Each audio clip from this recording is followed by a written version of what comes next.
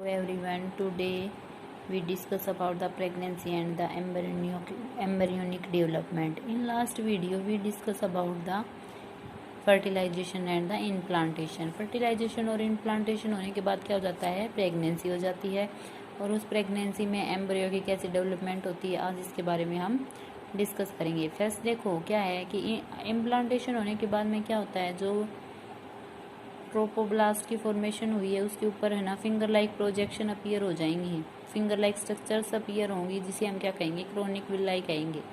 ये chronic villi क्या है, यूट्राइन टिश्यू से और मैटरनल ब्लड के साथ क्या होती हैं, ये सराउंडेड हो जाते हैं। ये क्रोनिक विलाई टिश्यू से और मैटरनल ब्लड से सराउंडेड कवर है। ये क्रोनिक विलाई और जो यूट्राइन टिश्यू है वे क्या हो जाते हैं, एक दूसरे के साथ इंटरडाइजेस्ट होके और एक फंक्शनल स्ट्रक्चरल यूनिट की फॉर्मेशन कर देते हैं एम्ब्रियो किसके, एम्ब्रियो और मैटरनल बॉडी के बीच में, जिसे हम क्या कहते हैं, प्लेसेंटा। समझ में आया। जो क्रोनिक विलाई है वो क्या है, यूट्राइन टिश्यू के साथ डाइजेस्ट होके एक स्ट्रक्चर और फंक्शनल यूनिट बना देती है एम्ब्रियो और मैटरनल बॉडी के बीच में, जिसे हम क्या कहेंगे, प्लेसेंटा कह देंगे। और प्लेसेंटा का फंक्शन क्या है, ये क्या करता है, ऑक्सीजन और न्यूट्रिएंट्स को डेवलपिंग एम्ब्रियोज के पास सप्लाई करता है और जो उनका वेस्ट अनवेस्टेड का CO2 और वेस्ट मटेरियल है उसको क्या कर देता है, पास आउट कर देता है बॉडी से। प्लेसेंटा क्या है, ये एक एम्ब्रियोनिक कॉर्ड से अटैच होता है और जो कि मदर और फीटस के बीच में एक एम्ब्रियोनिक कॉर्ड होती है जिसे प्लेसेंटा अटैच होता है, जिसे हम क्या कहेंगे, वो क्या करता है, सब्सटेंस का ट्रांसपोर्ट करता है, एम्ब्रियो से लेके आता है और एम्ब्रियो से लेके जाता है। प्लेसेंटा बीच में कनेक्शन का काम करता है। प्लेसेंटा क्या है, एंडोक्राइन टिश्यू है जो कि human chronic gonadotropin, human placenta lactogen और प्रोजेस्टेरोन और एस्ट्रोजन को रिलीज करता है, जिससे क्या होता है, प्रेगनेंसी में एक और हार्मोन होता है, प्रेगनेंसी के बाद एक रिलैक्सिन हार्मोन होता है जो कि ओवरी के द्वारा सीक्रेट किया जाता है। प्रेगनेंसी के टाइम पे HCG, HPL और रिलैक्सिन ये तीनों हार्मोन रिलीज होते हैं और जो प्रोजेस्टेरोन है और टेस्टोस्टेरोन है वो तो मोस्ट ऑफ बॉडी में वैसे भी रिलीज होते रहते हैं। इम्प्लांटेशन होने के बाद क्या है, जो इनर सेल मास एम्ब्रियो है वो क्या हो जाता है, लेयर्स में डिफ्रेंशिएट हो जाता है।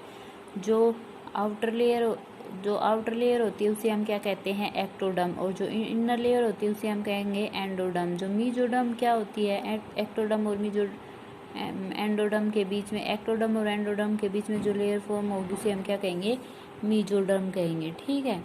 ये लेयर्स, जो इनर सेल मास है, जो एम्ब्रियो वो क्या कहते, उसके अंदर एक कुछ स्पेशल सेल्स होती हैं जिसे हम स्टेम सेल्स कहते हैं। उनमें पोटेंसी होती है, उनमें कैपेसिटी होती है कि वो एक टिश्यू और ऑर्गन की फॉर्मेशन कर सकती हैं। ह्यूमन बीइंग में देखो, जो फर्स्ट मंथ होता है उस प्रेगनेंसी का, उस टाइम पे एम्ब्रियो में हार्ट की डेवलपमेंट या फॉर्मेशन हो जाती है। इसी से ही हम फिटस का पता लगा सकते हैं कि फिटस की ग्रोथ हो रही है या नहीं हो रही। किससे, उसकी हार्ट बीट से, हार्ट साउंड को सुनकर हम साइन, यही एक सिंबल है जिससे डॉक्टर ये पता लगा सकते हैं कि फीटस की ग्रोथ अच्छे से हो रही है। जो फर्स्ट में क्या होता है, हार्ट की फॉर्मेशन हो जाती है। जो सेकंड मंथ होता है प्रेगनेंसी का, उसमें क्या है, लिम्फ और डिजिट की फॉर्मेशन हो जाती है। फर्स्ट मंथ के एंड में हार्ट की फॉर्मेशन होगी और सेकंड मंथ के एंड में किसकी, लिम्स और डिजिट की, मतलब हाथ और पैरों की हो जाएगी। और जब 12th वीक, 12 वीक कंप्लीट हो जाते हैं ना प्रेगनेंसी के, उस टाइम पे क्या होता है, ऑर्गन सिस्टम की फॉर्मेशन स्टार्ट हो जाती है, मेजर ऑर्गन सिस्टम बनने स्टार्ट हो जाते हैं। और जो फीटस की फर्स्ट मूवमेंट और उसके हेड पे हेयर्स 5th मंथ में, जब प्रेगनेंसी का 5th मंथ चल रहा था उस टाइम पे ये सब होता है। और 24 वीक कंप्लीट होते हैं ना तो एक बॉडी एक किससे कवर हो जाती है, फाइन आईलिड से सेपरेट होती है, आईलैसेस, ये सब फॉर्म्स हो जाते हैं। 24 वीक्स होते हैं उस टाइम पे, जिसे हम क्या कहते हैं, सेकेंड डायस्टर। फर्स्ट डायस्टर क्या होता है, 1 to 3 मंथ का होता है और 3 to 6 मंथ का सेकेंड डायस्टर होता है और 6 to 9 थर्ड डायस्टर होता है। उसके बाद में क्या होता है, 9th मंथ हो जाता है प्रेगनेंसी के, उस टाइम पे एम्ब्रियो क्या होता है, फुली डेवलप्ड हो जाता है और वो डिलीवरी के लिए क्या हो जाता है, प्रिपेयर हो जाता है। ठीक है, उसके बाद में डिलीवरी को हम पार्चुरेशन एंड लैक्टेशन, डिलीवरी को ही पार्चुरेशन कह सकते हैं। क्या होता है जिस इसमें कि जो एवरेज ड्यूरेशन होता है ह्यूमन प्रेगनेंसी का वो 9 मंथ का होता है। 9 महीने में एक ह्यूमन की प्रेगनेंसी कंप्लीट होती है, उसे हम क्या कहेंगे, गेस्टेशन पीरियड कहते हैं। उसमें क्या होता है, जो पैचुरेशन होता है उस टाइम पे क्या होता है, जो यूट्रस होता है ना, यूट्रस वो क्या होता है, विग्रेसली कॉन्ट्रैक्ट हो जाता है, कॉन्ट्रैक्शन होने लग जाता है उसका, और क्या करता है वो फीटस को एक्सप्लोज आउट करता है, बॉडी से पास आउट करने की कोशिश करता है। जब यूट्रस कॉन्ट्रैक्ट हो जाएगा तो बेबी या फीटस वो आउटसाइड की तरफ एक्सप्लोजन करेगा। इस प्रोसेस को, जो फीटस की डिलीवरी होती है या चाइल्ड का बर्थ होता है, उसको हम क्या कहते हैं, पैचुरेशन कहेंगे। और ये सब मैकेनिज्म है वो किस पे है, न्यूरो एंडोक्राइन मैकेनिज्म है ये।